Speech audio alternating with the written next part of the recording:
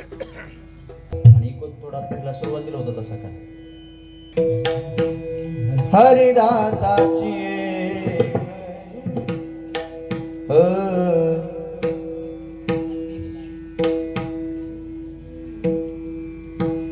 हरिदासाची घरी माझा उपजावा जन्मांतरी माझा उपजावा जन्मांतरी माझा उपजावा जन्मांतरी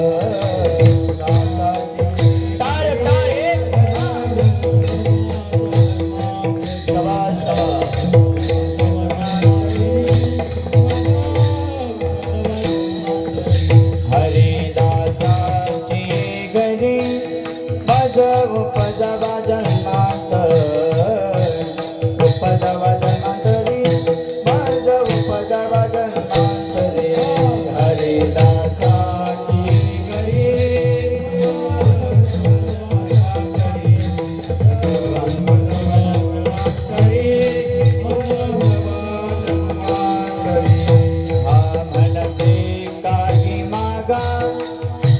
देगा पांडुरंगा हेची देगा पांडुरंगा हेची देगा पांडुरंगा गाय मागा हेची देगा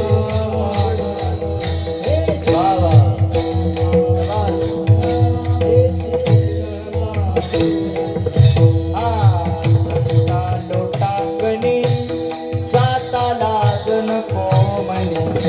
जाता लाज नको म्हणी जाता लाज नको म्हणी संता लोटांगणी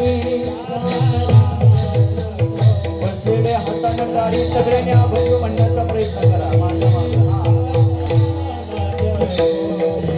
मनसी काही मागा हेची देगा पांडुरंगा हेची देगा पांडुरंगा हेची देगा पांडुरंगा पणती गाय मागा हेची देगा पांडुरंगा हेची देगा पांडुरंगा हेची देगा पांडुरंगा तुका म्हणे अंगे शक्ती देईना ते रंग शक्ती देईना ते रंगी नाचे रंग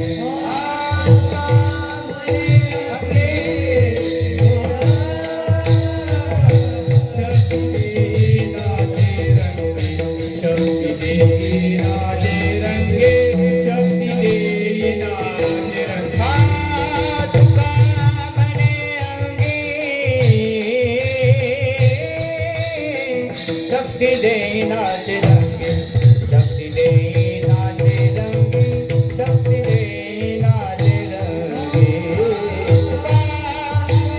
रंगी हो शक्ती देईना ते रंगी शक्ती देईना ते रंगे शक्ती देईना ते रंगे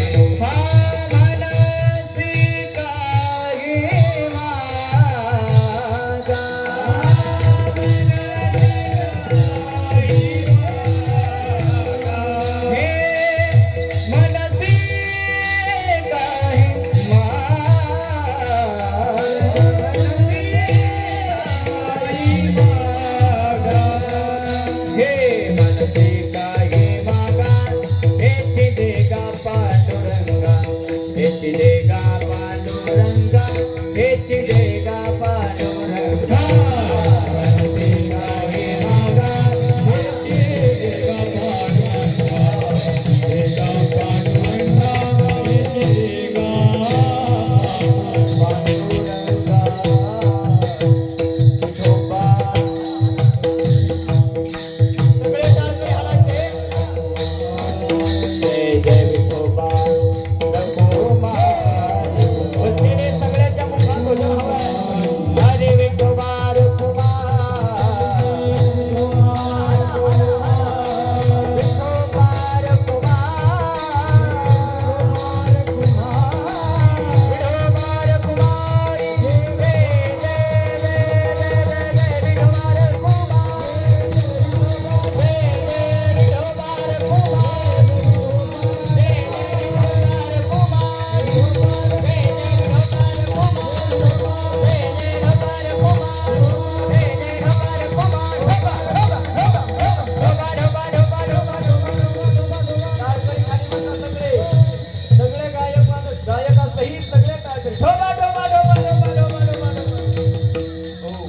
टाळकरी नुसते टाळ वाजवा वाजवा कुठले तरी चालते माझ्या पाकिटातनं भरून द्या पण वाजवायला हवे जोरात वाजवा टाळ वा हो बसलेले देवानं दोन हात दिले अशी टाळी वाजली पाहिजे सप्ताह संपत आला तरी अजून इकडे ज्यांना फिरकला नाही त्याच्यापर्यंत आवाज गेला पाहिजे वाजवा टाळी जोरात जोरात वा वा वा हो पखवाज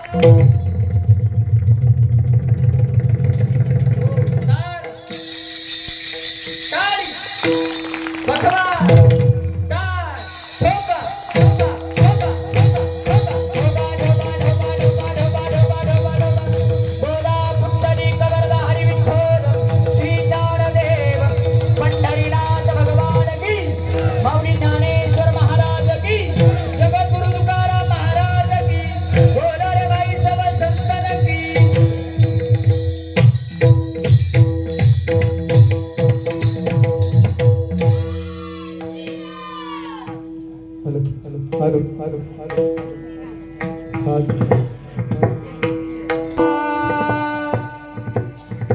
आना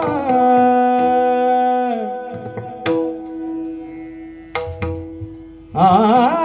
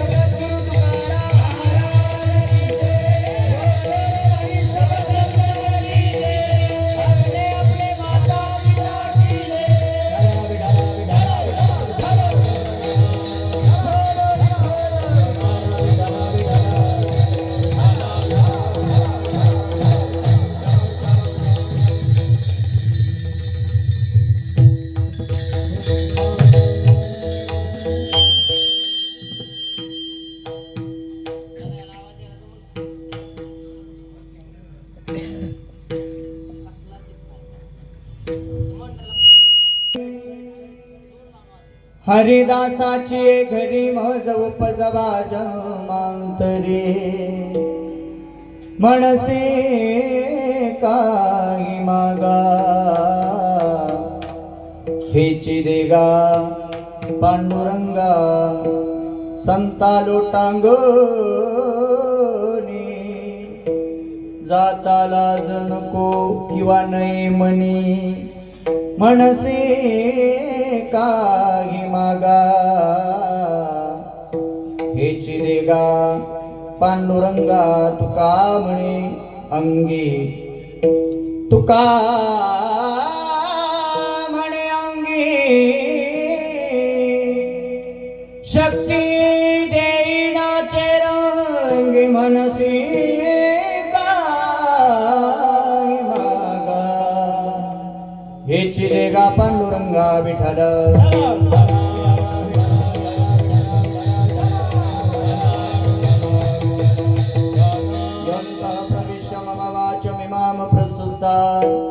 संजीवयत्य खिल शक्तिधर स्वदम अन्यांच हस्तचरण श्रवणत्वगादीन प्राणा नमो भगवते पुरुषाय तुभ्यं नमो विठ्ठला राजया पांडुरंगा नमो रुक्मिणी माऊले ज्ञानगंगा नमो पुंडलिका नमो चंद्रभागा नमस्कार माझा रुक्मिणी पांडुरंगा पांडुरंगा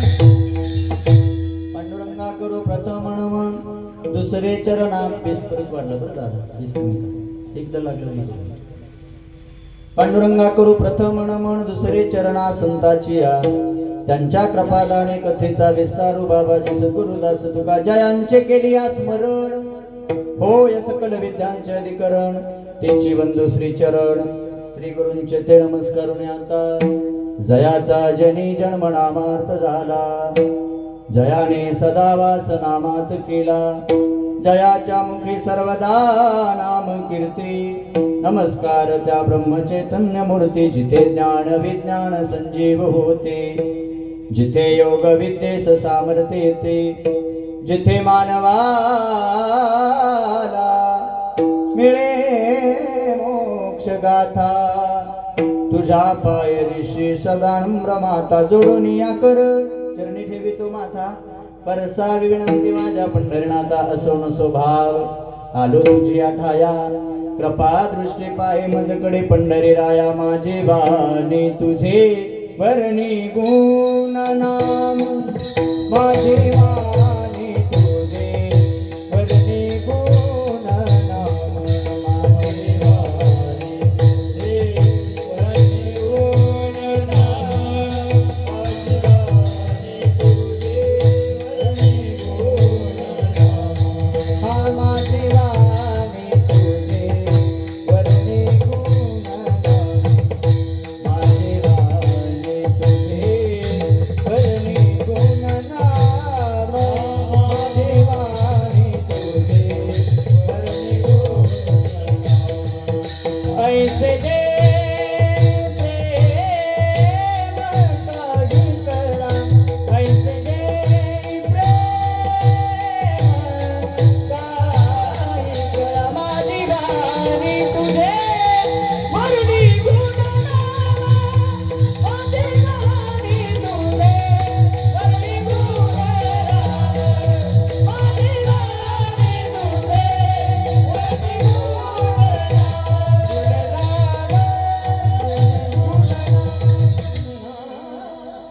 माझी वाणी तुझे वर्णी गुरुनाम ऐसे दे प्रेम काही कळा श्री गुरु चरण सरोज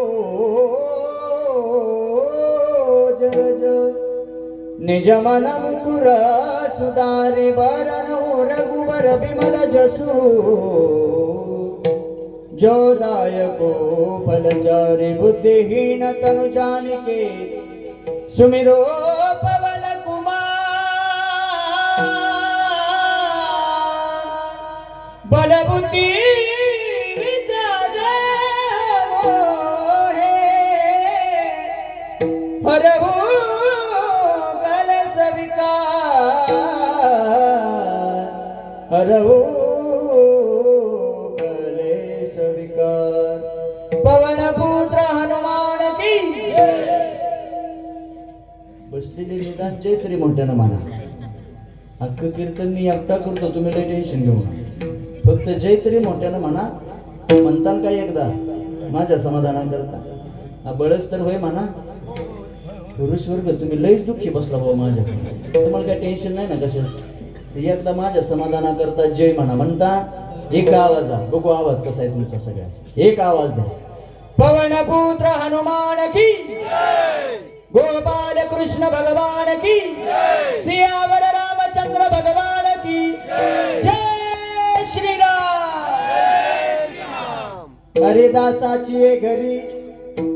हरिदासाची घरी मज उपजवा जन्मांतरी मनसे काही मागा हेचे देगा पांडुरंगा प्रस्तुत प्राप्त स्थळी प्राप्त ठिकाण सुरू असलेला हा अतिशय देखण्या स्वरूपाचा हे अखंड हरिनाम सप्ताह नवदुर्गा मित्रमंडळ धामणदेवी सहानवाडी आयोजित असणार हे अखंड हरिनाम सप्ताह श्री ग्रंथराज ज्ञानेश्वरी पारायण सोहळा तिसऱ्या पर्वातलं असणार हे कीर्तनाचा पवित्र महोत्सव आहे. आणि या निमित्तानं चतुर्थ दिनी कीर्तन महोत्सव या आपल्या सहानवाडी गावामध्ये किंवा या वाडीमध्ये असलेला हा सुंदर थाटामाटात सुंदर चालू असलेला हा अखंड हरिनाम सप्ताह नवीन वर्षाच्या प्रसंगानं एक शुभ काहीतरी गावामध्ये असावं. आणि बसलेले मायबाप भगवंताच्या नामाशिवाय दुसरं शुभ कोणतंच काम नाही. सगळ्यात पहिल्यांदा काय असेल? श्री गणेशाय वक्रतुंड महाकाय सूर्यकोटी समप्रभ निर्विघ्नं कुरु मे देव सर्वकार्येषु सर्वदा. तर आपल्या गावचं हे पवित्र असं वातावरण आहे. नवीन वर्षाच्या सुरुवातीच्या प्रसंगाच्या निमित्तानं असणारा हा अखंड हरिनाम सप्ताह. बसलेले मायबाप सप्ताह किती दिवसाचा असू द्या, म्हणजे सप्ताह 2 दिवसाचा असू द्या, सप्ताह 3 दिवसाचा असो, सप्ताह 4 दिवसाचा, 7 दिवसाचा, 9 दिवसाचा, नाहीतर महिन्याचा असो, 6 महिन्याचा, नाहीतर वर्षभराचा सप्ताह असो. सप्ताह म्हटलं की कुठं तसं वारकरी संप्रदायानं घालून दिलेली कुठं तसं विधिलिखित नियम नाही, पण या वारकरी संप्रदायाने घालून दिलेली परंपरा आहे. काय परंपरा आहे? सप्ताह किती दिवसाचा असू द्या, पहिल्या दिवशीच्या कीर्तनकारानं हे देवाच्या नामाचं वर्णन करायचं असतं. लक्षात घ्या. तिथून पुढे उपदेशपर असेल, संतपर असेल, देवाशी प्रेमाचं भांडण नातं या सगळ्या गोष्टी पुढे बोलल्या तर चालून जातात. तिथून पुढे गेला तर काल्याचा आदला दिवस म्हणजे इको कमी करा, म्हणजे जागराचा दिवस आहे, जो आजचा दिवस आहे. जागराच्या दिवशीच्या कीर्तनकारानं देवाकडं मागायचं असतं. आणि आता तुम्हीच मला प्रामाणिक उत्तर द्या, मागायचा अधिकार कुणाला? हा, लय जड भाषा झाली तुम्हाला. मला एक प्रामाणिक उत्तर द्या, पगार मागण्याचा अधिकार कुणाला? तुम्हाला माझी भाषा कळते का? इकडं असं उगत राका राका माझ्याकडे बघू ना. तुमचं माझं काही वैर नाही, बांधायला बांध नाही, मी का पैसे मागाले तुम्हाला? इथं सोपं कीर्तन करायचे, लय सोपं कीर्तन आहे. पगार मागण्याचा अधिकार कुणाला बाबा? ज्यानं महिनाभर काम केलं त्याला पगार मागण्याचा अधिकार. तस देवाला मागण्याचा अधिकार कुणाला? ज्यानं गेले 3 दिवस झाले इथं भगवंताची सेवा केली त्याला मागण्याचा अधिकार. मग मागणी पर प्रकरणातला अभंग आहे. आणि जगद्गुरु श्री तुकोबरायांचा आहे. मायबाप हो, जो वारकरी संप्रदाय आपण पाहतो, जगतो, काही माणसं वारकरी संप्रदाय अनुभवतात.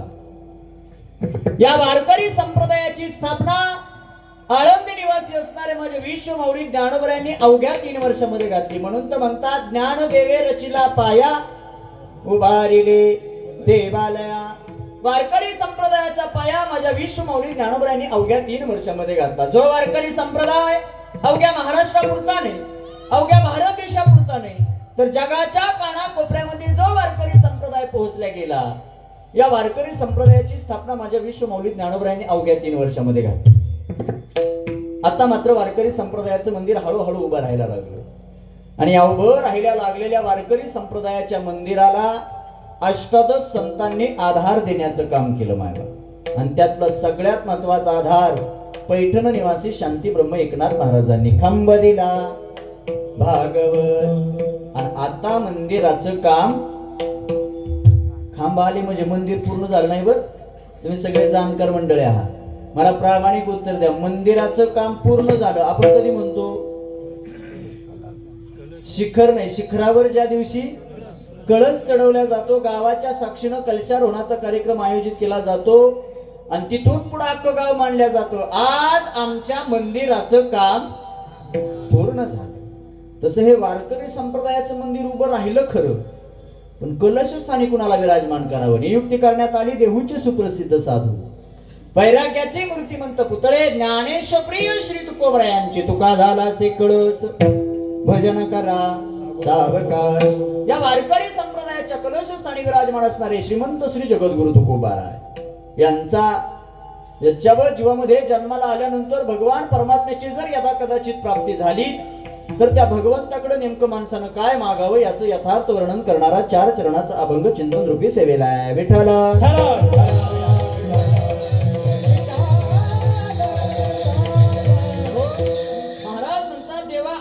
मागणं नाही, मुळात आमची परंपरा नाही, पण तू माग म्हणतो म्हणून एकच दे. हरिदासाचे घरी माझा उपजा बा. महाराज म्हणतात, एक जन्म नाही, जन्मोजन्मी आम्हाला कुणाच्या घरी जन्माला घाल? हरीच्या दासाच्या घरी जन्माला घाल. आता मुळात पहिला प्रश्न असा पडतो की हरीचं दास म्हणायचं कुणाला? म्हणजे वरच्या मनानं केलेली सेवा त्याला म्हणून चालणार? कारण महाराजच म्हणतात, तुका म्हणे नको वरपंग देवा, ही माझी सेवा भावश. वरच्या मनानं नाही, ज्यानं अंतःकरणापासून भगवंताची प्राप्ती करता सेवा केली, महाराज म्हणतात अशाच्या घरी मला जन्माला घाल. देव काकुलतीला आला ना देवा, हे तसं देव आणि तुकोबा दोघांचा हा संवाद आहे. बरं, जेव्हा कधी पंढरीच्या पांडुरंग परमात्म्याच्या दारात माझे तुकोबराया जायचे, तेव्हा देवाला सुद्धा घाम फुटत होता. का? तुकोबरायांच्या भक्तीचं ओझ तितकं पांडुरंगावरती झालं होतं. देव म्हणता दुसरं काहीतरी मागा. महाराज म्हणतात, म्हणसे अजून जर काय मागा म्हणत असाल तर याच्यापेक्षा दुसरं हेची देगा, आधी हे दे मग पुढचं बघू. पुढं मात्र महाराजांनी वर्णन केलं, अजून जर मागा म्हणत असाल तर संता लोटांगणी जाता लाज नको म्हणी. एकतर देवा संत ओळखणं या जगामध्ये फार मुश्किल झालं. आता कलियुगामध्ये संत ओळखणं फार सोपं राहिलं. महाराज म्हणतात, बहु अवघड आहे संत भेटी. एके ठिकाणी बहु अवघड संत भेटी सांगितली आणि महाराज तर मागता देवाकडं संता लोटांगणी. याच्या करता आधी संत ओळखणं शिकलो पाहिजे. महाराज म्हणतात, तेव्हा जर संत माझ्या पुढे आले तर त्यांना ओळखायला वेळ लागू दे नाही. आणि एवढंच ओळखलंच तर त्यांच्या चरणावर नतमस्तक व्हायला अंतःकरणामध्ये कोणत्याच प्रकारची लाज नको म्हणी. आणि शेवटी मात्र तुकोबराया म्हणतात, हे देवा तुका म्हणे अंगी आणि शक्ती देई नाचे रंगे. तुझं जिथं भजन चालू आहे, जिथं कीर्तन आहे, एवढंच नाही देवा, एकांत वासामध्ये मी जेव्हा जेव्हा बसेन तेव्हा तुझ्या नावामध्ये रंगण्याची शक्ती माझ्या अंगामध्ये प्रदान कर. तुका म्हणे अंगी शक्ती दे नाचे रंगी, मनसे काही मागा हेची दे गा पांडुरंगा विठ्ठल.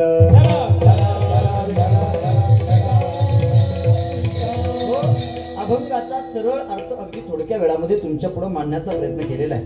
मायबाप, अतिशय पवित्र आणि देखण्या स्वरूपाचं असणारं हे वातावरण आहे. जे भगवंताच्या नामस्मरणाकरता अतिशय पवित्र आहे. हे सुंदर असं स्थान आहे.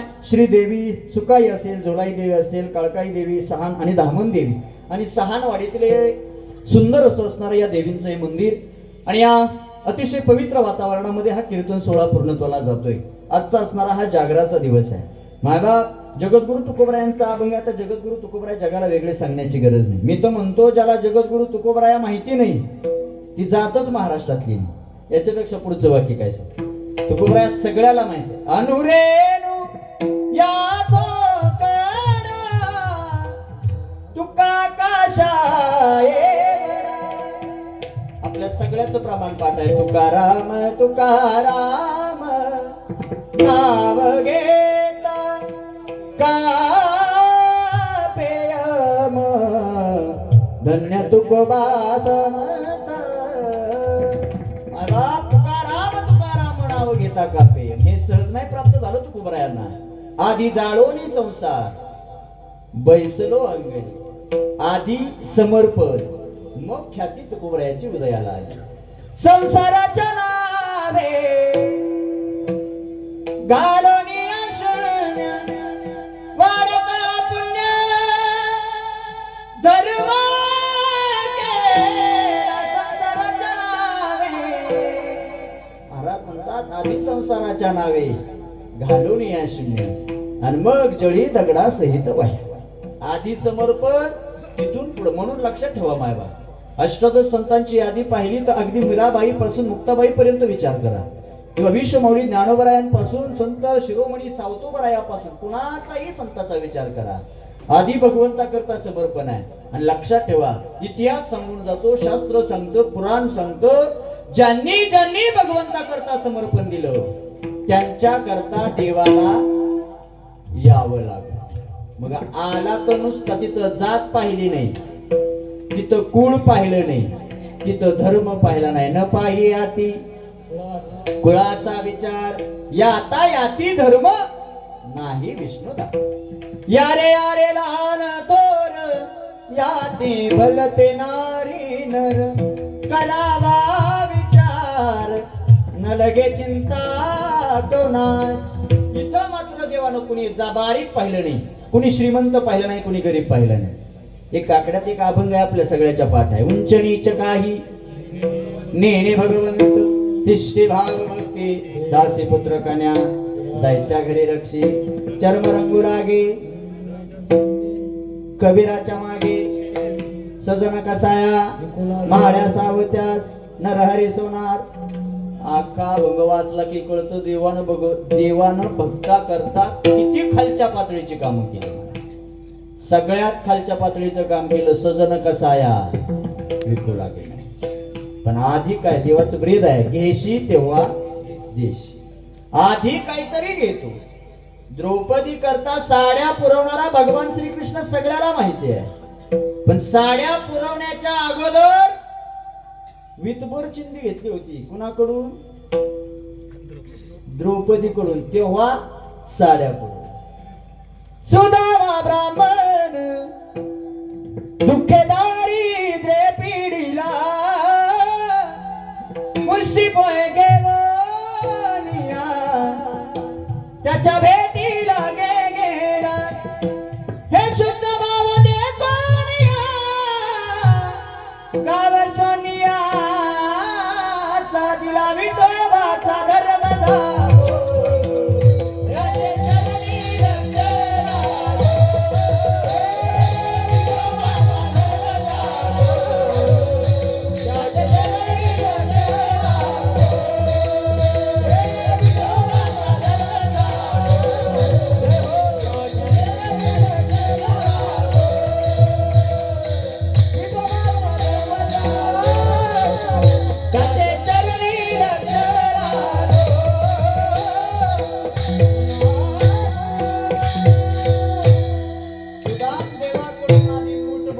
घेतले त्याच्या बदल्यात अख्ख नगरच सोन्याचं दिलं.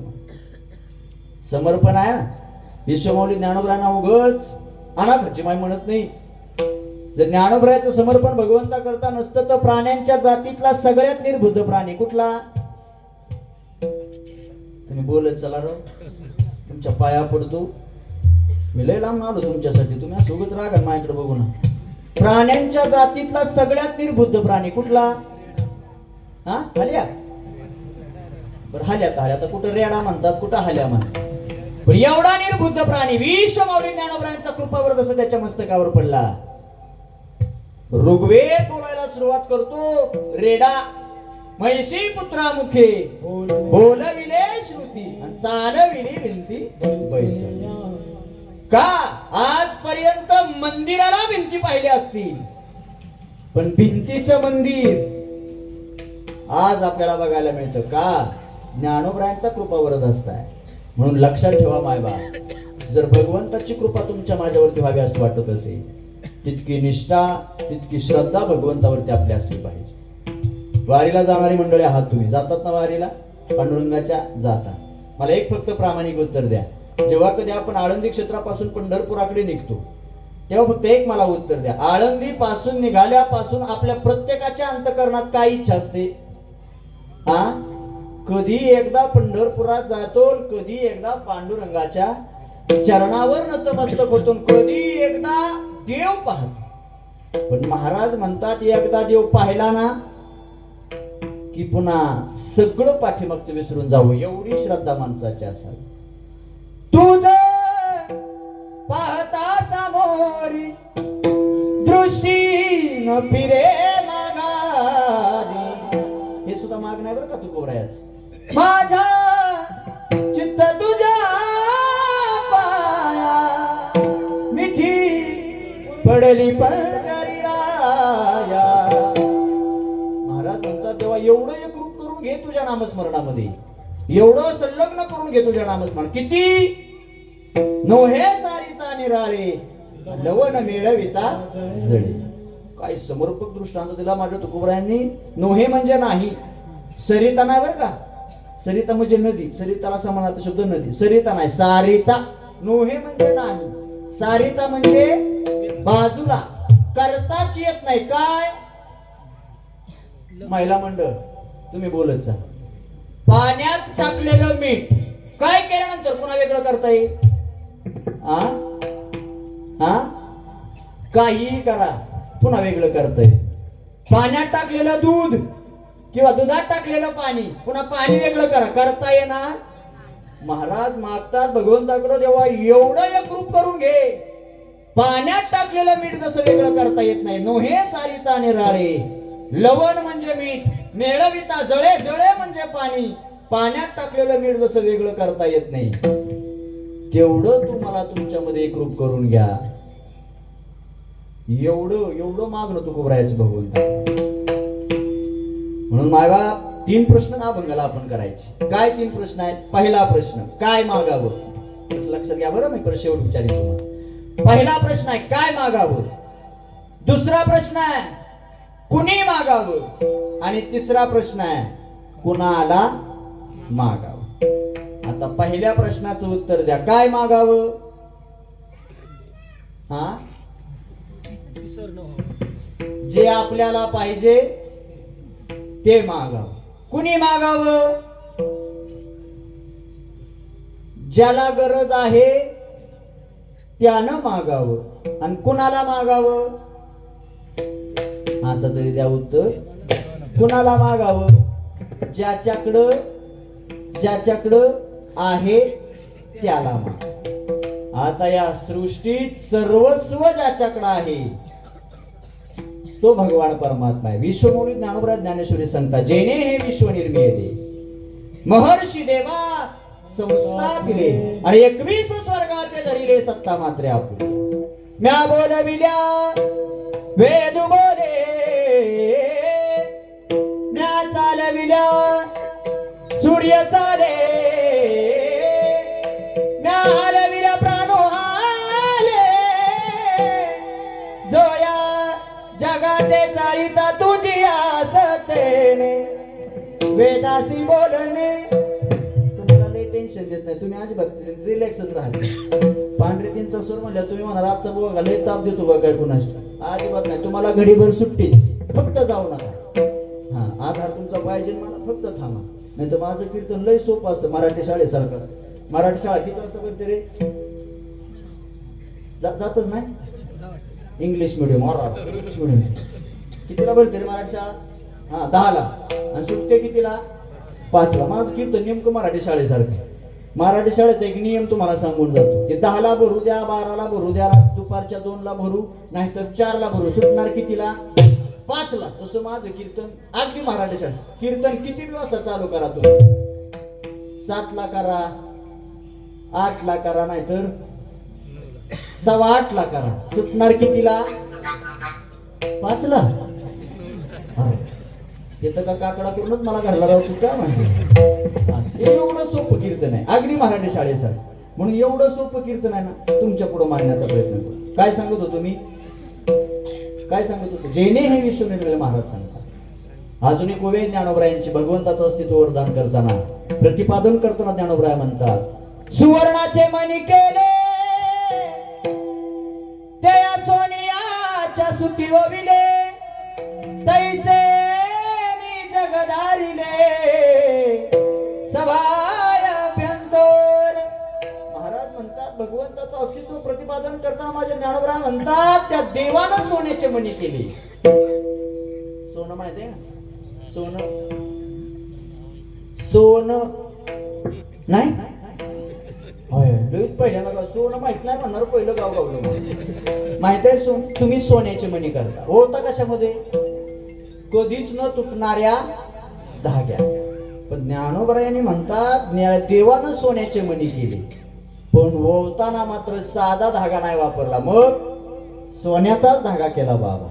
आणि त्या सोन्याच्या धाग्यात ते मणी ओवले. एवढी ताकद आहे मायबाप हो. ज्ञानोबरायांनी देवाचं अस्तित्व सांगितलं. जर सोन्याचा धागा नीट पाहिला तर तो असा केला तरी मोडून जाणार आहे, तुटणार आहे. ज्ञानोबराय सांगतात देवाची ताकद एवढी आहे, सोन्याच्या मण्याचं अस्तित्व आहे तोपर्यंत ते सोन्याचे मणी त्या धाग्यात टिकवून ठेवण्याची ताकद आहे. सा तू समर्थ ब्रह्मांडाचा धनी. मग एवढा विश्वाचा पालन करता धरता भगवान पंढरीश पांडुरंग परमात्मा आहे. मग त्याच्याकडे मागण्याचा अधिकार आपल्यासारख्याला मिळेल कदापि शक्य नाही. शक्य नाही आपण म्हणतो, पण मिळेल. तुकोबरायांसारखं समर्पण दिलं तर नक्की भगवंताची कृपा होईल. सामान्य अधिकार होता तुकोबरायाचा. 3 दिवस आला तुकोबराया करता देव, वैकुंठ सोडून सगळ्या वैकुंठातल्या सुखाचा त्याग केला आणि माझा देव तुकोबरायांना नेला. हो तुक्षे, चला ना, वैकुंठातलं सगळं सुख सोडून तुमच्यासाठी इथपर्यंत. आता वैकुंठातलं सुख किती आहे? चिंतामणीच्या सडका, कामधेनूची खिल्लार, ऐरावताचं वाहन आणि अमृत जिथं प्यायलाय. कल्पतरूच्या बागा आहेत. कल्पतरू म्हणजे माहिती आहे ना, ज्या वृक्षाखाली बसल्यावर मनात आलेली इच्छा लगेच पूर्ण होते, अशा कल्पतरूच्या बागा. तिथं चिंतामणीच्या सडका, कामधेनूची खिल्लार आणि अमृत प्यायला. अमृत माहित आहे ना? होय, अमृत दोन्ही ठिकाणी. इथं बी अमृत आहे, देवापाशी बी अमृत आहे. फक्त घोटाळा असा, इथलं देवाचं अमृत पिलं की अमर होतं. पुढचं सांगू समजून घ्या. इथलं पेल्यावर लवकर मरतं असं मला तुम्हाला सांगितलं.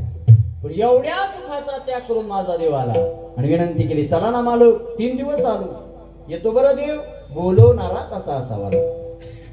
ज्या सुखा कारणे देव वेडावला हो, वैकुंठ सोडोनी संत सदनी राहिला.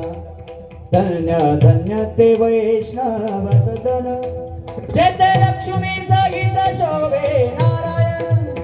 नारायण नारायण नारायण, ज्या सुखाकार देव वेडावला, वैकुंठ सोडोनी संत सदनी राहिला. आला ना देव, तू काय करता? 3 दिवस राहिला आणि दादा देव वैकुंठातून येऊ. दशमीला आलेला देव एकादशीला राहिला आणि द्वादशीला विनंती केली, हो मालक.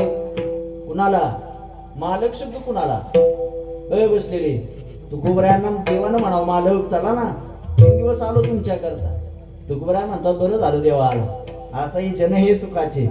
काय खरं नाही, या जगाचा मी चांगला अनुभव घेतला, मला नाही राहायची. बरं झालं आला पण देवा, ज्या समाजाकरता मी माझा अख्खा संसार त्याग केला, सर्वस्व दिलं, या समाजातलं माझ्या बरोबर तुझ्या सोबत कोण येते का मला बघू दे. आले गावातून भेटून त्याला विचारलं, चला देवाला नेला, येता का माझ्या बरोबर? अय सहानवाडीकर, काय म्हणले असतील लोक? हा, देहूतले लोक काय म्हटले असतील? देहूतलं जाऊ द्या, इथलं तुम्हाला प्रश्न करतो. इथं बसलेल्यापैकी कुणाला वाटतं देवानं माझ्या घरी आलं पाहिजे? हात वर करा बरं. एकानं तरी करा.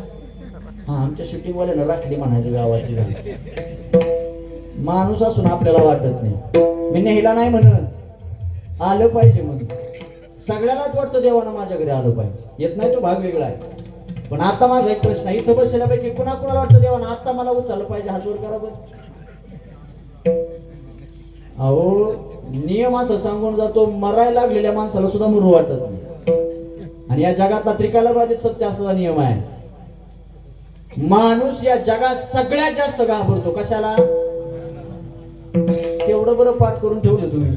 हा, एवढं उशीर मी तुम्हाला सांगतो, एकही बोलायचं मरण कसं, त्यालाच माणूस घाबरतो. बाबा ज्याला घाबरतो ते येतोच, इच्छा असली तरी आणि इच्छा नसली तरी.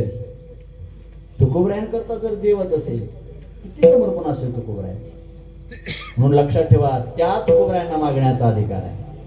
म्हणून काय मागावं हा पहिला प्रश्न आहे. जे गरजेचं आहे तेच मागावं. एक सांगू का, संतही देवाकडे मागतात आणि आपणही देवाकडे मागतो. फक्त मागण्यातला भेद वेगळा आहे, मागण्याचा प्रकार वेगळा आहे. आपलं मागणं काय आहे सांगू का? वाढावे संतान,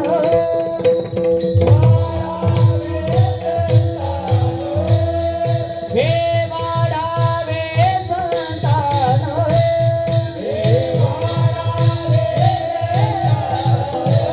गृही भावे धनदान, गृही भावे धनदान, गृही भावे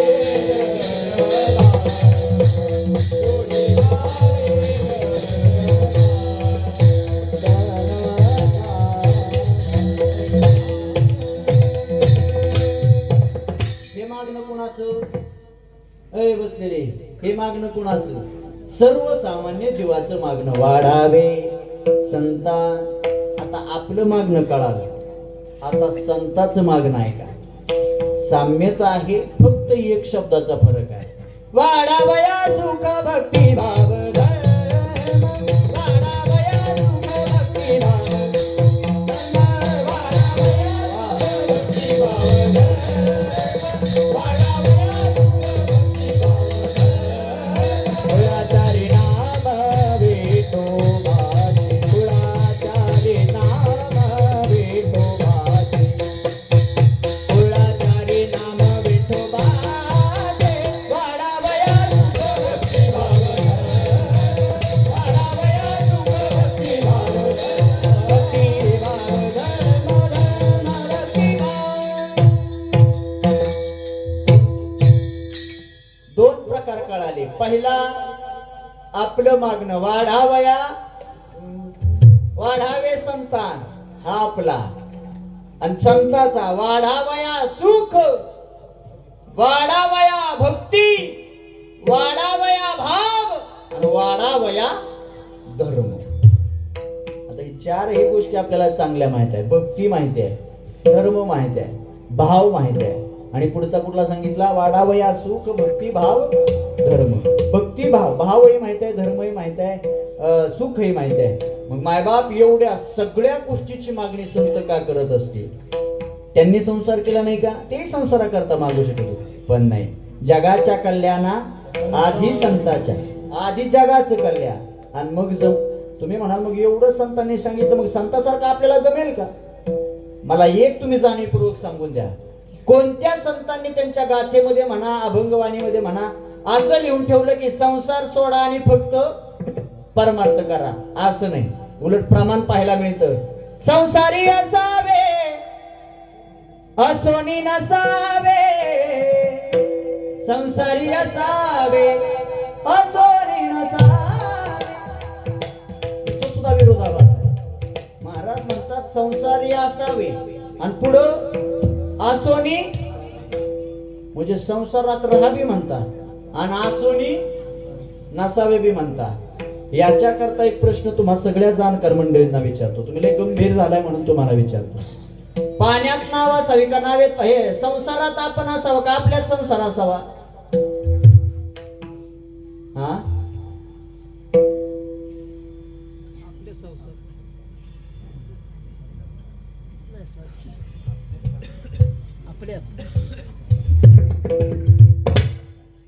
तुम्ही सांगा. संसारात आपण असावं का आपल्यात संसार असावा? आता ह्यांना विचारत नाही कारण हे त्यात अजून पडले. तुम्हाला विचारतो, तुम्ही बोल. जाऊ द्या, नाहीच अजून वेळ लागला. अजून सोपा प्रश्न विचार. पाण्यात नाव असावी का नावेत पाणी असावं? हे कसं पडदिशी सांगितलं? तुम्हाला वाटलं असेल बुवा बहुतेक आडाने दिसतं, याला पाण्यात ते नाव कळत नाही म्हणलं. बहुतेक आता आमच्याकडे बघण्याचा दृष्टिकोन बदललाय जरा बऱ्याच जणांचा. त्यांना वाटतं तरण्या पोराने अशी धोत्र घातले, नेहरू घातलं म्हणजे ह्यांना काय कळत नाही.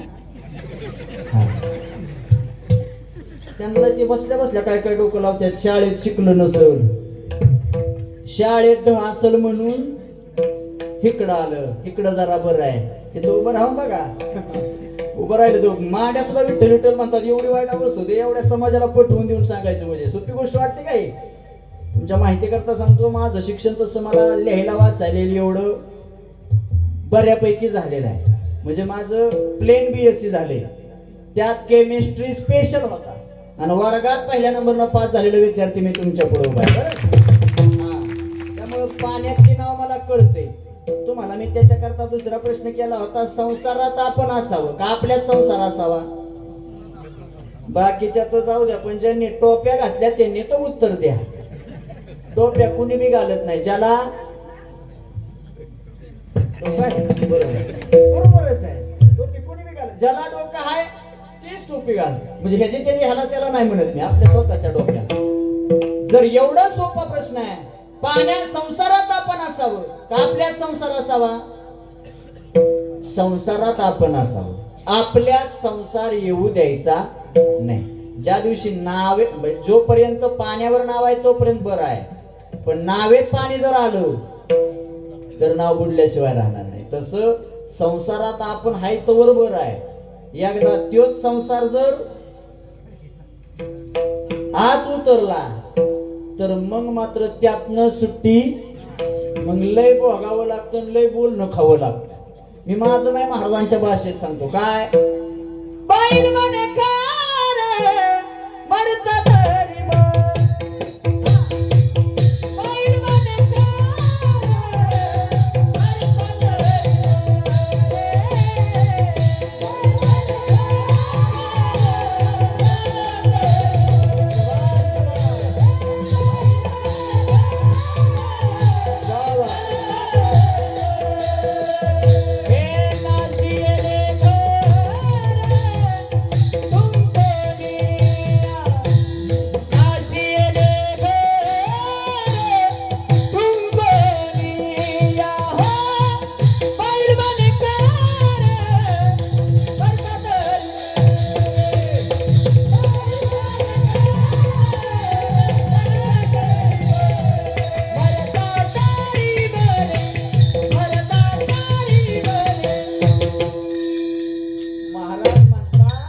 बैल म्हणे खर आणि मरता तरी.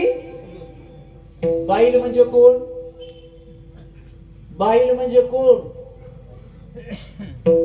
तुमच्या पुढे हाणूनच घेऊ वाटायला लागले आता चटा मला तेवढंच राहिलं. तर तुम्ही काय बोल.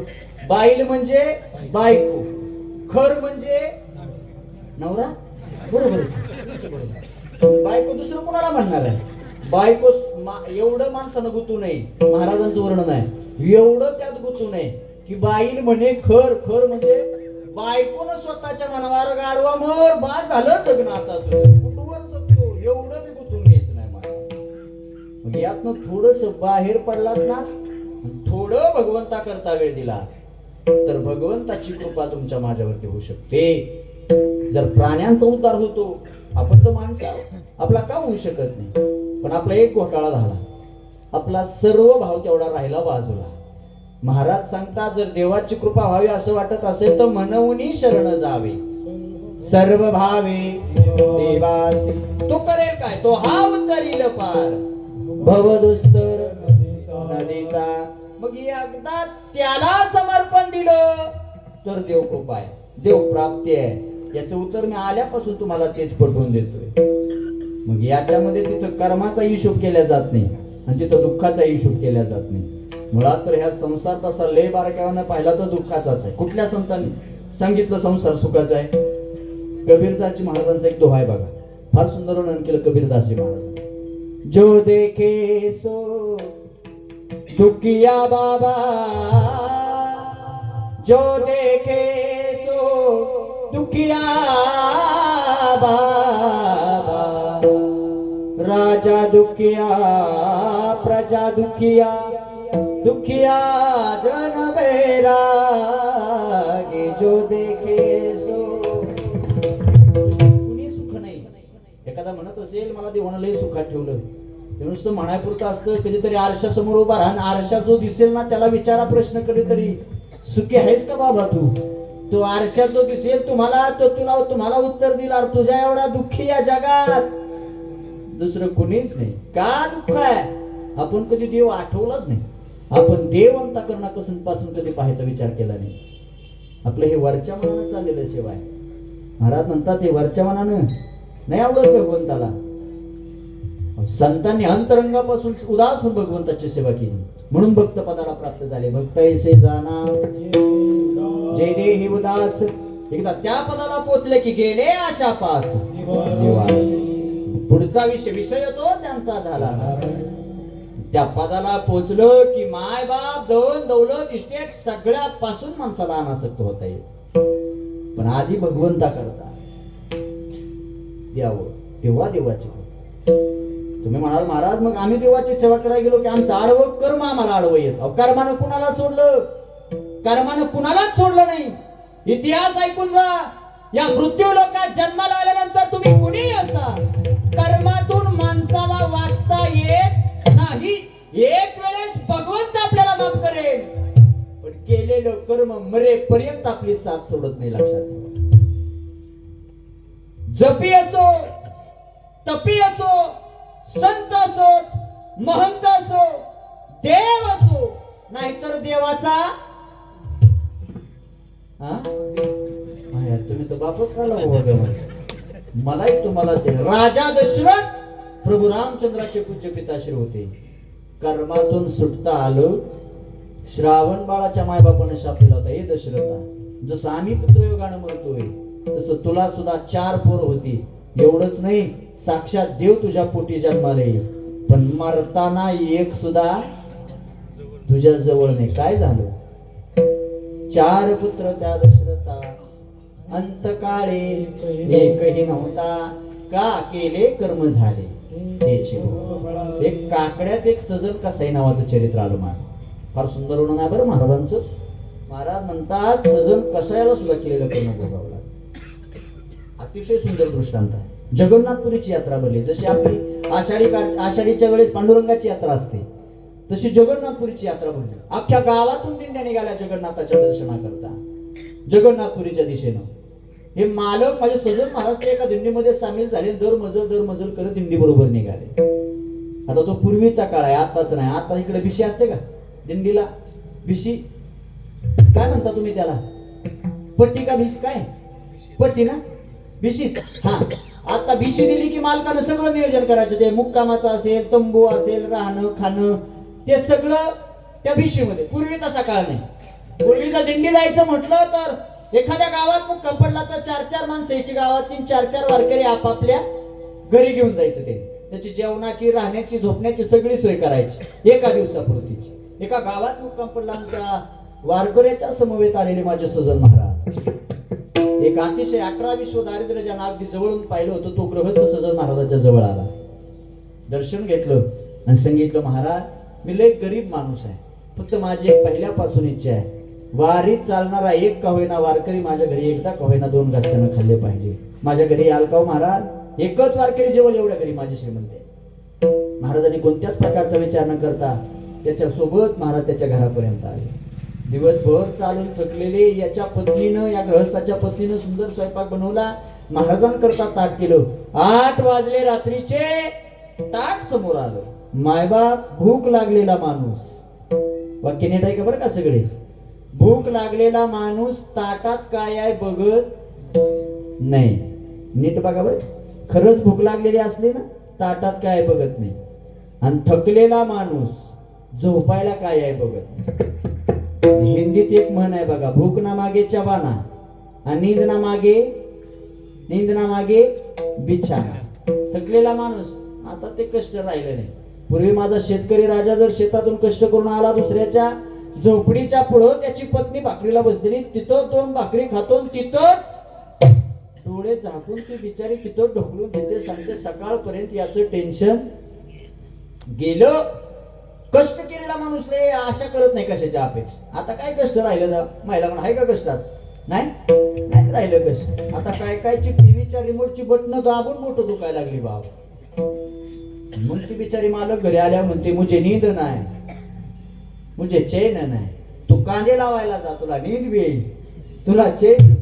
कष्ट राहिली, कष्ट केलं सगळ्या गोष्टी माणसाच्या लागतात. तर दिवसभर थकलेले सजन महाराज 2 घास खाल्ले, पडल्या बरोबर डोळा लागला अशी झोपी गेले. रात्रीच्या 12 वाजता जिनं स्वयंपाक बनवला होता त्या गृहस्थाच्या पत्नीला जाग आली. सजन महाराजाच्या जवळ गेले. आल्यापासून तिची नजर सजन महाराजावर होती. शरीर यष्टी सुंदर होती सजन महाराजाची, दिसाय देखणं होते. नजर पडली, रात्रीच्या 12 वाजता ती स्त्री जागी झाली. सजन महाराजाच्या जवळ आली, जाग केलं, त्यांना उठवलं, संगी अंतकरणातली काम वासना व्यक्त केली. महाराज म्हणतात, जाईव तू माते मी करीस आहे. महाराजांचं प्रमाण नाही, आम्ही विष्णुदास तैसे नाही. अगं तुझा मालक माझ्या शेजारी झोपला. महिला मंडळ पुरुष वर्ग ऐकून जा. आपला स्वतःचा मालक जिवंत असताना जी पत्नी परपुरुषाचा विचार करते तिला स्त्री म्हणून घेण्याचा अधिकार नाही. तिचं पातिव्रत्य तिथंच भंग होतं, लक्षात ठेवा. म्हणून कधीच नाही. महाराज म्हणतात, अगं तुझा मालक, ती पत्नी, त्या मालक साधकाची पत्नी सगळं महाराजाला म्हणते, तुम्हाला माझ्या मालकाची अडचण आहे का? मालकाची? तिनं मागचा पुढचा विचार केला नाही बाबा. आज त्या खोलीत गेली, कोयता आणला, जिथं तो मालक झोपला होता तिथपर्यंत आली, आपल्या मालकाचं शिर झाडाच्या वेगळं करून टाकलं. काम वासना माणसाला कोणत्या थराला जाऊन पोहोचली बाबा. म्हणून चांगल्या चाललेल्या आयुष्यात माणसाला कधी दुर्बुद्धी सुचू द्यायची नाही. भले संपले या दुर्बुद्धीच्या नावाने. सगळ्यात मोठ्याचं उदाहरण देतो, रावण संपला दुर्बुद्धीमुळं. रावण क्षय झाला रावणाचा. का? एकच दुर्बुद्धी सुचली. कोणती? सीताई साहेबाला पळवून आणण्याची. नाही तर रावण लय श्रीमंत होता रावण. महाराज गाथेत वर्णन करतात, कोटी घरे जेथे काशा आणि तांब्याची, शुद्ध कांचनाची 7 कोटी, 7 कोटी घरं ज्याची प्युअर सोन्याची होती. ऐश्वर्य संपन्न रावण होता. 80,000 बायका, 1,00,000 मुलं आणि 1,25,00,000 नातू. याला म्हणायचं रावणाचं ऐश्वर्य. पण सीतेला पळवून आणलं. प्रभू रामचंद्र लंकेवर स्वार होऊन गेले. रावणावर विजय मिळवला. धारातीर्थ पडलेला रावण मंदोदरी रावणाच्या जवळ येते. रावणाचं डोकं मांडीवर आहे मंदोदरीच्या. आणि मंदोदरी सांगते, मालक का म्हणून ही दुर्बुद्धी सुचली तुम्हाला? काय कमी होतं? माफी मागून बोलतो. मंदोदरीचे शब्द आहेत. मंदोदरी सांगते, मालक बारकाव्याने विचार केला तर सीतेपेक्षा आपल्या दास्या सुंदर आहेत. हे मंदोदरीचं वर्णन आहे. एवढी मंदोदरी दास्या, मंदोदरीचं सौंदर्य शब्दातच सौंदर्य आहे. मंद अधिक उदरी, मंद उदरी नाव तीच होतं. ते अपभ्रंशानं मंदोदरी नाव पडलं, लक्षात ठेवा. पण एवढं ऐश्वर्य संपन्न होतं.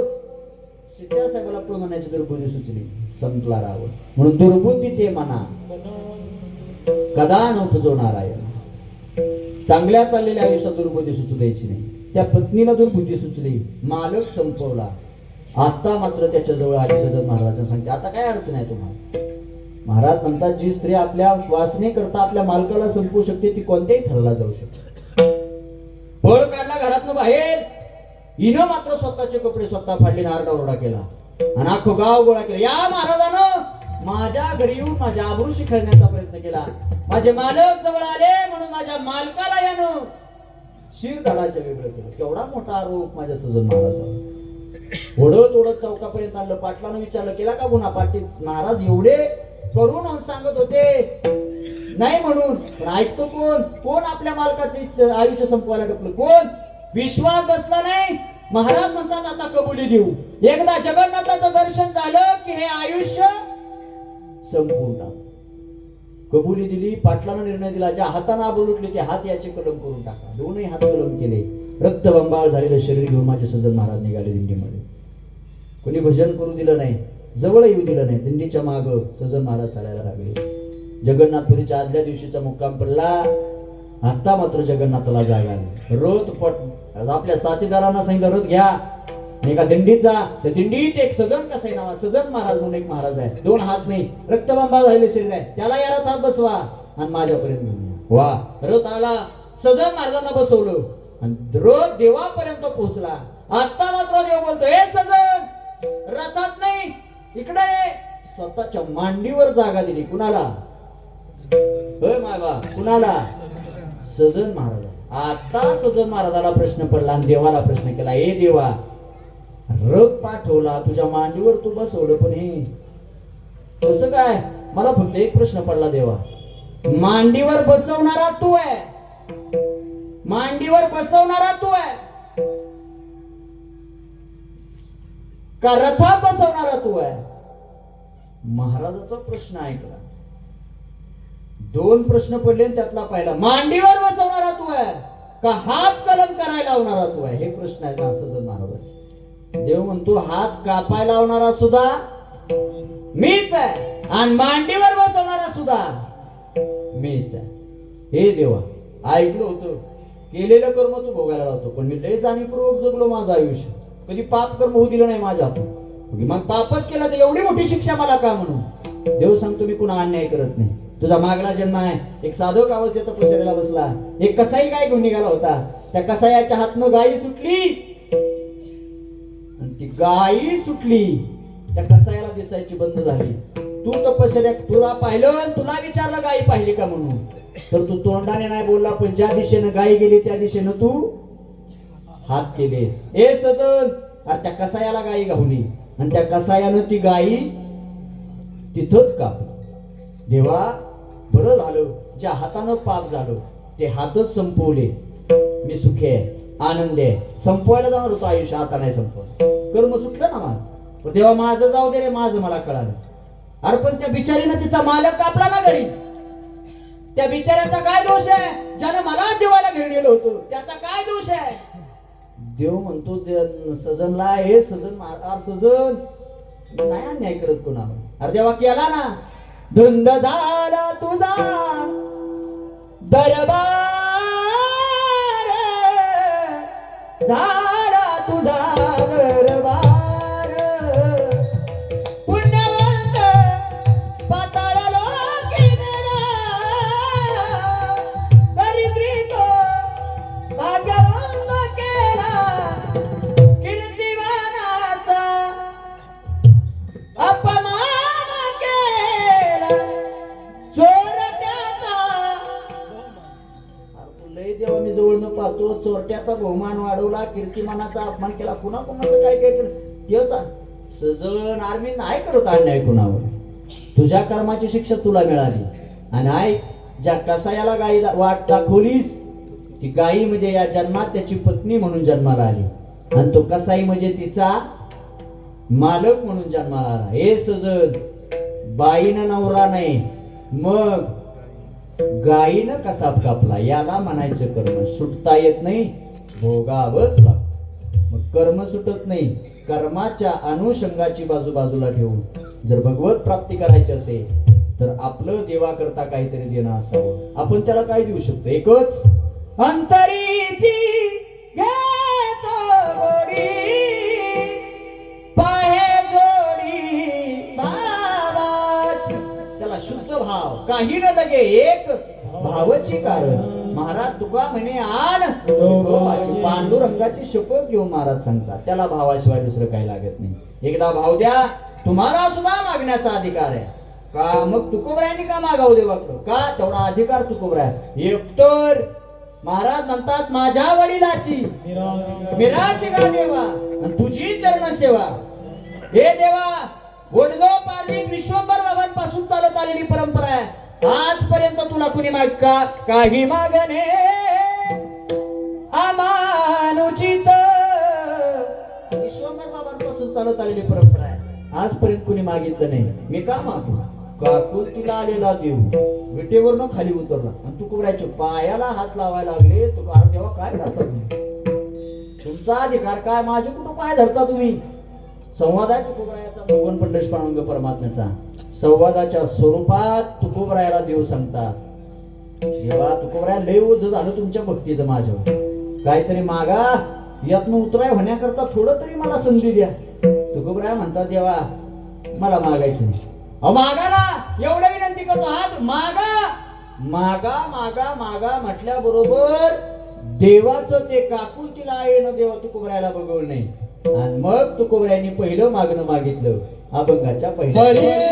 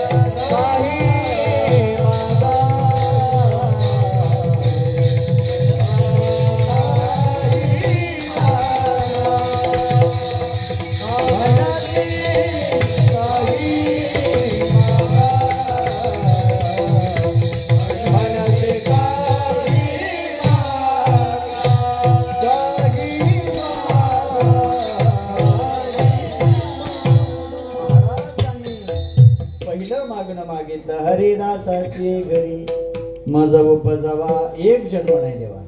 जन्मो जन्मांतरी जर मृत्यू लोकात जन्म दिला तर हरीच्या दासाच्या घरी. म्हणून बसलेले मायबाप संप्रदायाच्या नियमाप्रमाणे सगळ्यांनी दोन्ही हाताने टाळे वाजवायचे आणि मोठ्या प्रेमानं माझ्या पांडुरंगाचं भजन करायचंय. सगळ्यांनी हात वरती घ्या दोन्ही. कळू द्या कोकणचा तुमचा आवाज. आजपर्यंत तुमचं भजन आम्ही नुसतं युट्यूबला ऐकतो. आज तुमच्या समोर बसण्याचा योग, समोर ऐकण्याचा योग आलाय. सगळ्यांनी ताट हात वरती घ्या. जी जी हात वर करणार नाही मला पुढचं बोलायला लावू नका. माझी आहे काळीजी. मी बोललेलं खरंच होत. बघा ज्याला अंदाज घ्यायचा त्यानं हात खाली घ्या. उद्याचं नाही जेवढी गर्दी दारात जमली म्हणजे काल्याच्या कीर्तनाला असं मला. ताट हात वर करा एक आणि एक टाळी वाजवून भजन करायचं सगळं. एक टाळी. हा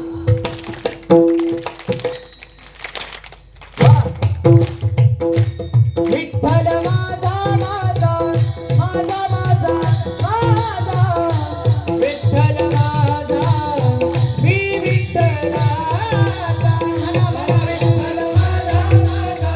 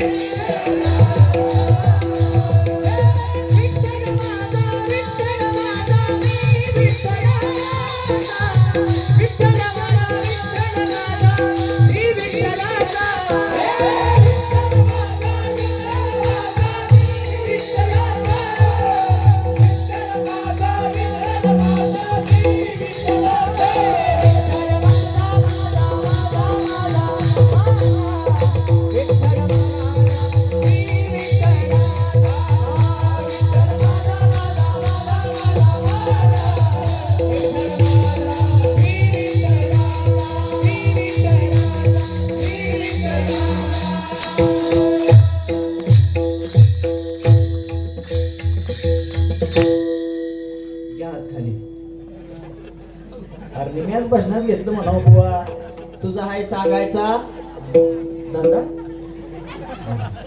तुम्ही धंदा म्हणले हे सोडतील का आपल्याला? हे तुम्ही चौकातच दरोडा टाकला म्हणावं लागलं. असं भजन केलं सगळं ही धरू ज्याचं राहिलं असेल. आता बघा हात वर करा म्हणून 4 वेळा सांगावं लागलं. बरोबर आहे दादा? काय कायला म्हणलं माझी काळी जी भाई तवा काय काय नाही हातवर ती म्हणणार का दिसतोय बी तसाच आणि बोलला उद्योग वाढला म्हणजे कुठं निसता घेण्या. भजन केलं ग्रही धरतो राहिला असेल तर आता तरी मात्र प्रामाणिक विठोबा रखो माये विठोबा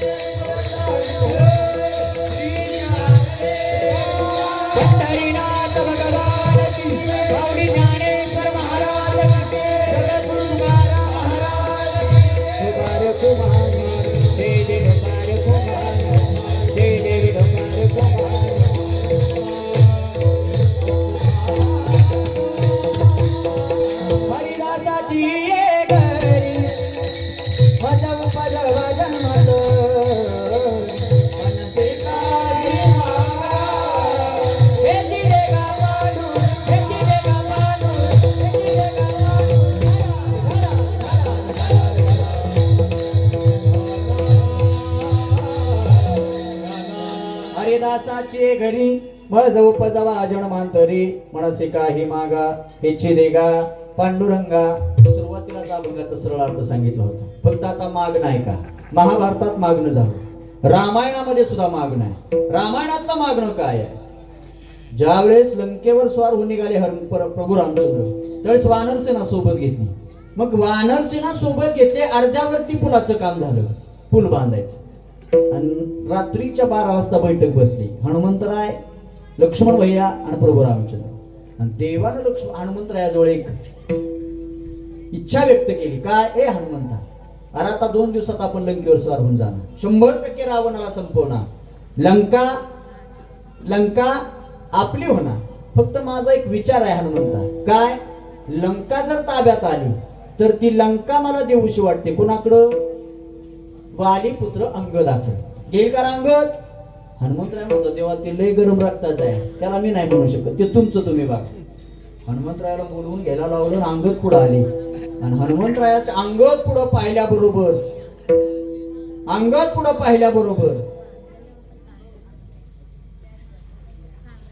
देवानच प्रश्न केला. हे अंगदा, रास मला वाटतंय की ही लंका मिळाली की तुला द्यावी, घेशील का रे बाबा? अंगदानं लय गोड उत्तर दिलं. ए देवा, अहो लंकेची आशा दाखवतो कुणाला? या लंकेची.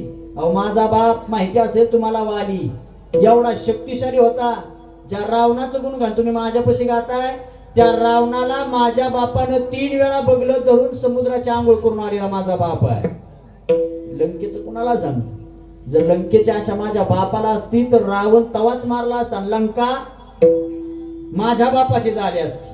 आणि माझा बाप गेल्यानंतर ती लंका मला लय सहज मिळाली असती. काय? तेवढ्यात लक्ष्मण भैयामध्येच बोलले. ए यार अंगदा, देव बोलतोय, देवाला विरोध. अंगदानं सांगितलं तुम्ही जरा शांतच बस. अंगद म्हणतो देवा, काही अपेक्षेशिवाय तुझी भक्ती आहे, मागणं आम्हाला शोभ नाही. लंका देव केली, अंगदानं नाकारली. हे रामायणातलं. आणि महाभारतातलं ऐका. कौरव पांडवाचं युद्ध घोषित झालं.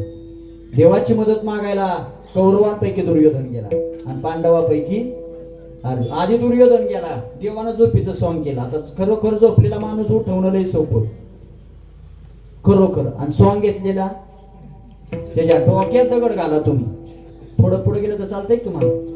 थोडस हा चालतंय ना? असं नाराज होणार बरं का माझ्या. ते काय सांगत होतो? कीर्तन बरं झालं माझं. मला वाटलं वेगळंच काय चाललंय की काय. महाभारत कौरव पांडवाचं युद्ध. देवानं सोंग घेतलं. दुर्योधन गेला, देव झोपलेला पाहिला. दुर्योधन देवाच्या उशाला जाऊन बसला. अरे बाप, देवाची वाट बघत बघत बघत बसला. तास झाला तर देव काय उठायला तयार नाही. तोवर ही बातमी कौरव पांडवाला कळाली. पांडवाच्यातला अर्जुन गेला मागायला मदत. तो गेला आणि देवाच्या चरणाजवळ बसला. देवा अर्जुनाची चाहूल लागताच देवानं डोळे उघडले. उठून बस, आधी डोळे ना, आधी उठून बसला आणि डोळे उघडले. मला सांगा आधी कोण दिसला असेल? हा, पायाकडचा का उशाकडचा? पायाकडचा उशा, पायाकडचा पाय. जसा पायाकडचा पाहिला तसा जय हरी घातला. जय हरी अर्जुना. अरे कधी आला? आता मला सांगा, जो तासभर येऊन बसला होता, हा, दुर्योधन म्हणला देवा न्याय राहिला ना तुझ्या दरबार. अरे एक तास झालं येऊन बसलो. आता आलेल्या अर्जुनाला विचारतो कधी आला. त्याच्या आधी तासभर देव म्हणतो अर्जुना तू, दुर्योधना तू कधी आला? अर्जुना तू कधी आला? तुम्ही दोघं का आला? आता आपण सगळे याचा संदर्भ लावू. आपण सगळे या मृत्यू लोकात का आलो हे कळालं तर काला, आणि का आला हे कळालं की उद्या काला. आणि ही तर आपण सगळे का आला हे जर नाही कळालं, अख्ख्या आयुष्याचा कालवा. बरं का लक्षात ठेवा. काला कळालं तर बरं आहे. काला प्रश्न केला, आमचं युद्ध ठरलं, तुझी मदत. देव सांगतोय बघ, माझ्या 18 अक्षरी सैन्य एका बाजूला आणि मी एकटा. दुर्योधन म्हणतो तू ज्याच्या बाजूला करशील काय? देवानं सांगितलं मी ज्याच्या बाजूनं जाईल, 2 भाकरी खाईल, 2 हिताच्या गोष्टी सांगेल, शस्त्रास्त्र हातात धरणार नाही. दुर्योधन म्हणतो तिथं का देवा सप्त्यातल्या पंक्ती जोडपाय याचा का तुला खायला? कारण बोललं तू नको, तुझं सैन्य दे. यानं देवाचं सैन्य नेलं. अर्जुनाचा चेहरा पाहिला आणि ते म्हणतो अर्जुना कसं रे काय? अर्जुन म्हणतो देवा मी एक तर मागायला येणारच नव्हतो, पण तूच म्हणशील यांना गर्व झाला म्हणून तुझ्या दारात आलो आणि इच्छेप्रमाणेच झालं. मी तुलाच मागायला आलो. सहानवाडी कर. जर देव प्राप्ती झाली तर देवाचं कधी मागायचं नाही. पक्के कळते ना? देवाचं कधीच मागायचं नाही, मग देवच मागायचं. ज्यानं देवाचं नेलं 100 होते, एकही राहिला नाही. आणि ज्यांनी देवच घरी नेला 5च होती. एकाच्याही केसाला धक्का लागला. याला म्हणायचं मागणं. ज्ञानेश्वर माऊली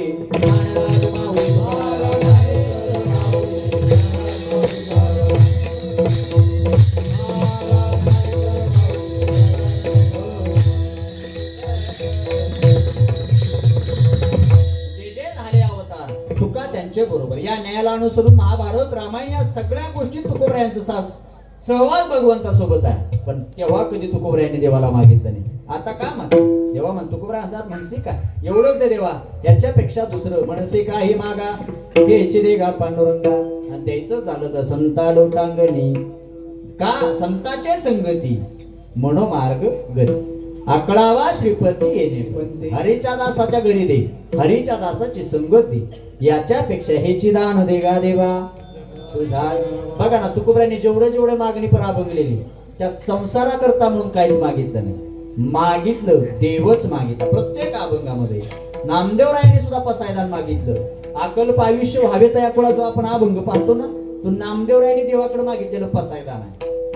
विश्वमौली ज्ञानोबरायांनी मागितलं आता विश्वात मकी देवे हेने भाग्यने तोषावे तोषोनी मज द्यावे पसाय दान. हे काय मागणं आहे ज्ञानोबरायांची? जे खळांची व्यंकटेश तया सत्कर्मी होता परस्परे पुढो मैत्र जीवन.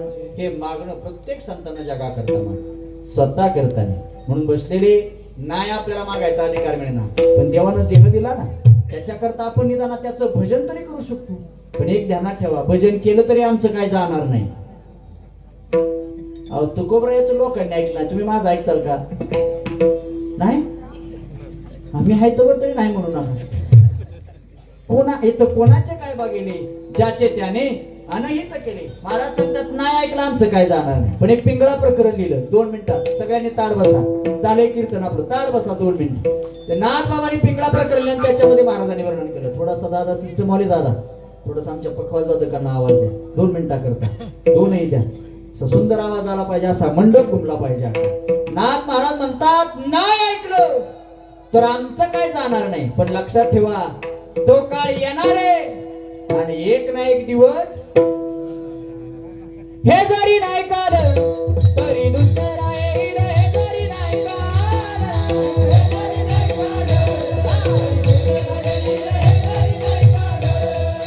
हे जरी नाही काल, हे जरी नाही काल, तरी दुसरा येईल. हे जरी नाही काल, हे जरी नाही काल, नाही काल,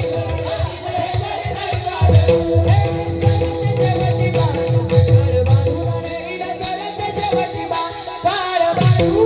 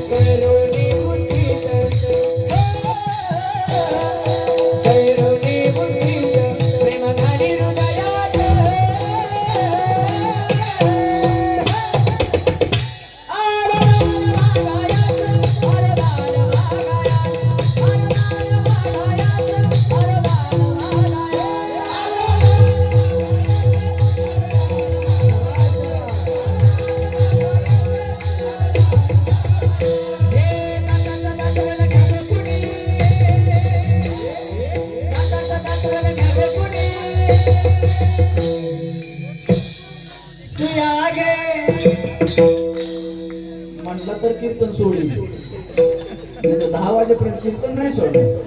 एकदा माझ्या समाधान आहे. सुया घे मनी घे दाताचा दातवाला घ्या ग कुणी, कुंकू घ्या कुणी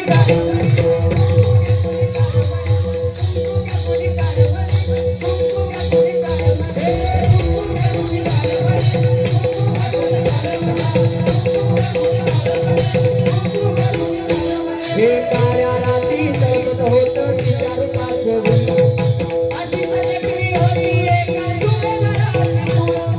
त्या तरुणीला आई म्हणाला राजा तो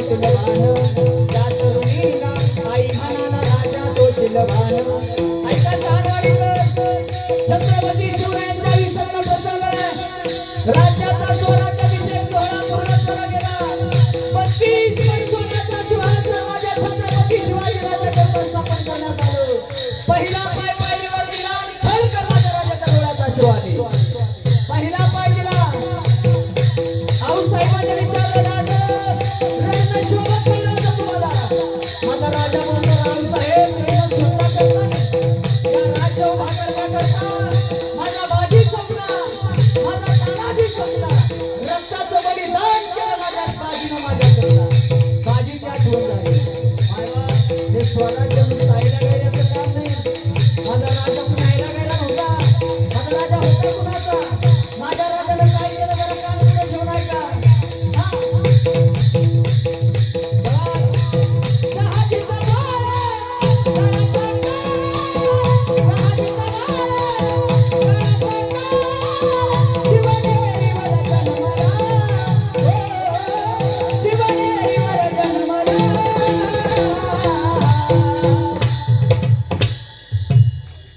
ऐकताय का होता कोण राजा माझा अजून एकदा समजा जरा नीट ऐका हो शहाजीचा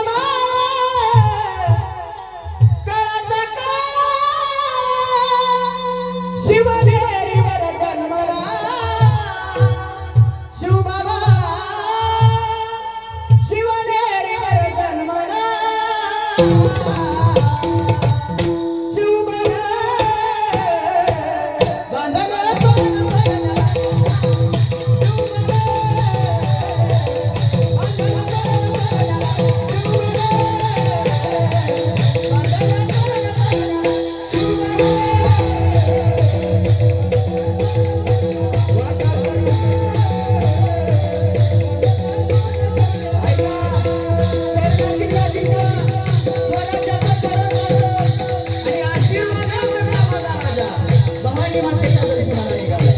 घेतलं दर्शन भवानी मातेचं आशीर्वादाच्या स्वरूपात भवानी नावाची तलवार घेतली माझा तलवार या शेवटी एका म्यानात बाहेर पडली शत्रूचा नाश केल्याशिवाय पुन्हा तलवार घेऊन जात उपयोगी म्यान तलवार पडली भवानी जवान म्यानाच्या बाहेरी रणात फिरली नाती कधीच माघारी तक्त डोलती समोर केली नालाचारी कधी न झुकली ती दिल्लीच्या दरबारी तमाम बादशाहीचा ताज तिने ठोकरला मराठा मोळ्याचा वेश तिने पांघरला धर्म रक्षणाची सदा साज भवानी झाली जुलूम करत्याच्या रक्ताने पिनाली महाराष्ट्रावर प्रेम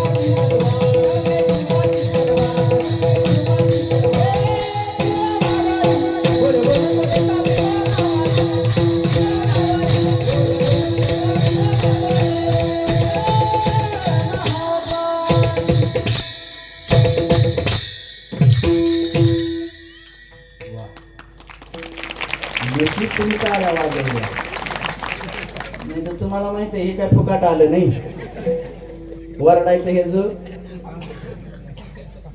अजून धंदा आहे कोणतरी नका धंदा वरडायचं हे जर कामच आहे चुकून वरडता इथं जीव गेला माझा आता नाही जाणार आता संपलं कीर्तन पण चुकून गेला तुम्हाला काय फरक पडणार नाही उशीर कीर्तन करून तुम्ही घालवाय असला मला तुम्ही म्हणणार त्याच्या गावाला जाऊन द्या कुठे तिथे उद्योग निसतात त्याच्या गाडीत त्याला बसवा का ठेवचाल काय कीर्तन बंद पडचाल का माझ्या म्हणून नाही ना टाळ्या वाजवल्या धन्यवाद महाराज म्हणतात हे जरी नाही काल तरी दुसरा येईल हे जरी नाही काल सावध व्हा तो काळ येणार आहे प्रत्येकाला म्हणून महिला मंडळ तुम्ही तुमच्या लेकरावरती संस्कार करा पुरुष वर्ग तुम्ही तुमच्या मुलावरती संस्कार करा का पोरगा एकदा मोठा झाला ना काही केलं तुमचं तो ऐकणार आहे. अहो तुम्ही तुमच्या लेकरा करता तर हे सगळं करताय. अहो महाराज पक्षाची उपमा तुम्हाला माझा जर पक्षासारखं जीवन जगायला लावतो. एक सुगरण नावाचा पक्षी माहिती आहे तुम्हाला? सुगरण हे बसलेले सुगरण महिला मंडळ स्वयंपाक करते ती सुगरण नाही. सुगरण नावाचा एक पक्षी आहे. त्याचं घर पाहिलं का तुम्ही? कुठं असतं? झाडाला, नुसत्या झाडाला नाही, विहिरीच्या आज जी फांदी लोंबली ना त्याच झाडाला ती सुगरण घर बांधते. काय म्हणता तुम्ही तिला? हा सुगरणच ना. हा त्या सुगरणीच्या घरट्याला खोपा म्हणतात दादा. आपल्या पिलांकरता तिनं अख्खं आयुष्य उलट झाडाला टांगून घेतलेलं असतं. काय समर्पण आहे मायबापाचं आपल्या मुलाकरता. विचारलं त्याला कोणीतरी, हे सुगरणबाई अगं एवढी मोठमोठाली झाड आहे तू इथंच काय घर बांधतेस? त्यावेळेस सुगरणीने दिलं उत्तर, काळजात घर करून जातो. ती सांगते दादा भविष्यात मला पिल्ल होणार आहे आणि या घरट्यात मी माझ्या पिल्लांना जन्म देणार. सरपटणारा प्राणी कधीही झाडावर येईल आणि माझ्या पिलांचा घात करेल. ज्याला सांगत होती ते सांगता का याही झाडावर चढेल ना सरपटणारा. सुगरण सांगते येऊ दे ना, माझं घरटं नीट बघ. आणि तुम्ही बघा कधीतरी वेळ काढून 5 मिनिट 1.5 फुटाचं लांब घर असतं सुगरणीचं. त्यातही ते उलट टांगलेलं असतं. त्या घरट्यात जायचं, आत जायचं म्हटलं तर दरवाजा हा घालून वर असतो. सुगरण सांगते जर आला तर त्याला जर माझ्या घरट्यात यायचं झालं तर त्याला आधी खाली यावं लागेल, पुन्हा तितकंच वर यावं लागेल. वरती येत असताना वरचा शेपूट सुटणार आणि तो सरपटणारा प्राणी. काय डोकं आहे अय गड्यांनो कुणाचं? आपलं बरं आहे ना. काय कायच आयुष्य गेलं. एक घर बांधणं होती, तिकडलं बिताड पाड, तिकडं पाड, तिकडला गोटा उचल नी राणा, राणा चोरी झाली, आलाच गावात, गावात हानाहानी झाली, बसल्या बसल्या म्हणला का गाव आपल्या वाईटावाय. काय करणार, चाललाच तालुक्याला राहिला का हाणून घेता का आपल्या? पण एका कवीनं त्या सुगरणीच्या खोप्याचं वर्णन केलं. कान उघडे ठेवून ऐका. काय म्हणतो तो कवी? खोप्यामध्ये खोप सुगरणीचा चांगला, तिनं तिच्या पिलासाठी जीव झाडाले टांगला. आयुष्य जिनं उलट आपल्या लेकरांकरता टांगून घेतलं ती म्हणजे तुमच्या घरात माझ्या घरातले मायबाप आहे. आयुष्यभर आपल्यामुळं फक्त आपल्या मायबापाच्या डोळ्यात कधी पाणी येऊ द्यायचं नाही. बास बाकी जमत तसं आयुष्य जगा. तुकाराम तुकाराम तुकाराम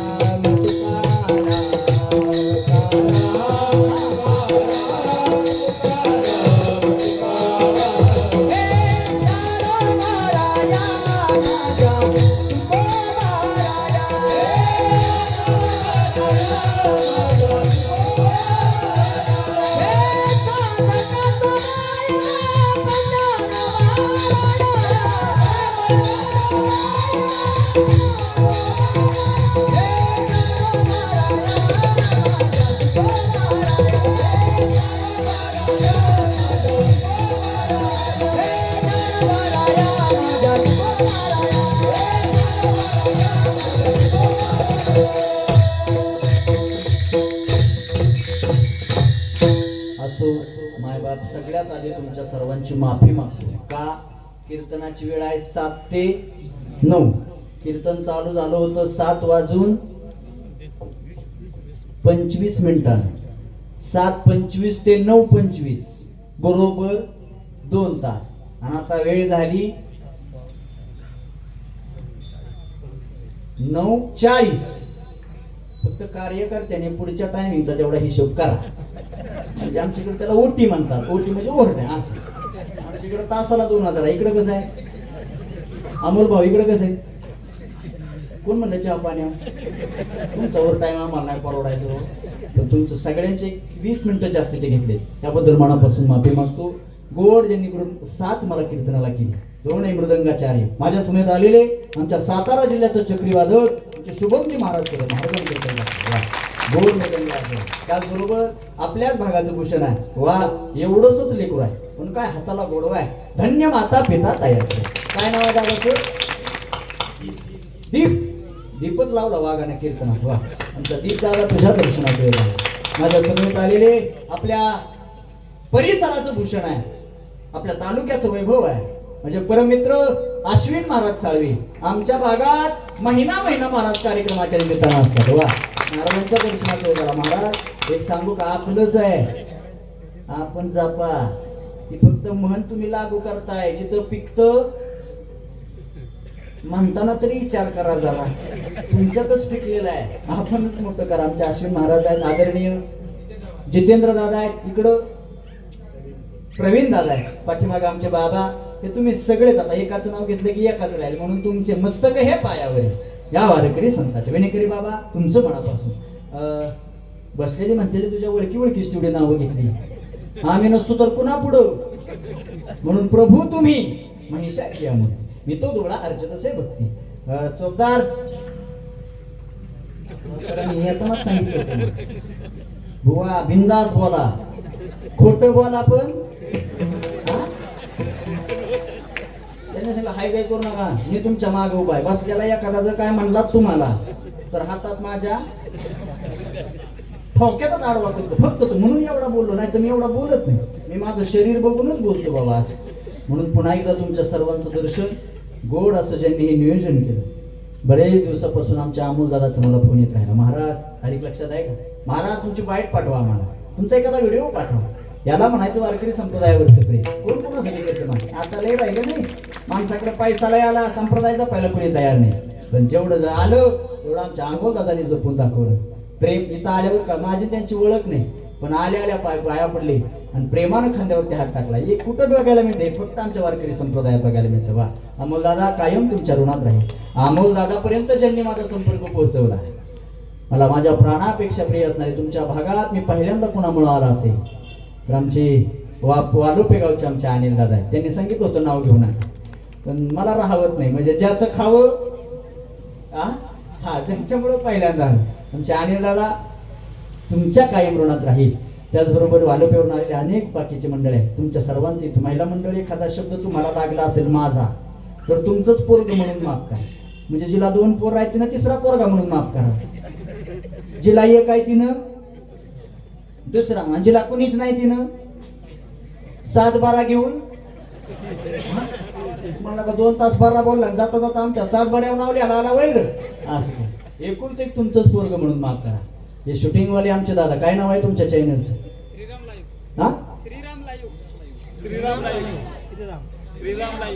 श्रीराम लाईव्ह. वा, श्रीराम युट्यूब चॅनलचे आमचे दादा.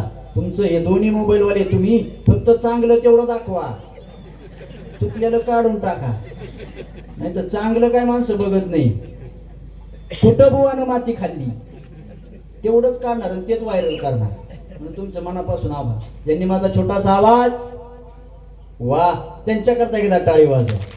काय गोड आवाज दिला दादा, तुमचं मनापासून आभार मानतो. झालेली कीर्तन सेवा किलकोट ब्रह्मांड नाईक पंढरीश पांडुरंग परमात्मा. सुंदर अशा ज्या मंदिराच्या प्रांगणामध्ये हा कार्यक्रम सुरू आहे. श्रीदेवी, सुकाई, झोलाई, काळकाई देवी आणि धामण देवी आपल्या सहानवाडीच्या या गावामध्ये सुरू असलेला हा सप्ताह देवींच्या चरणावरती कार्यक्रम समर्पण करतो. माझ्या पवित्र आई वडिलांच्या पवित्र चरणावरती पंढरीश पांडुरंग परमात्मा जगद्गुरु श्री तुकोबार आहे. माझ्या संस्थेतील असणारे हे 4-5 विद्यार्थी, सकाळी माझं कीर्तन शिरवळला होतं, तिथनं घरी जाऊन पुन्हा इकडे येणं झालं तर म्हणून ते माझ्यासोबत आले. नाही तर तुम्ही म्हणाल हिथं असताना कसं काय आणले, पण तसाच प्रवास इकडं. म्हणून आमचे विद्यार्थी, या सर्व विद्यार्थ्यांचं मनापासून आभार. झालेल्या कीर्तन सेवेला याच ठिकाणी पूर्णविराम. हे भजन घेऊन लगेच बोला, विठ्ठल जय जय, जय जय विठ्ठल जय जय.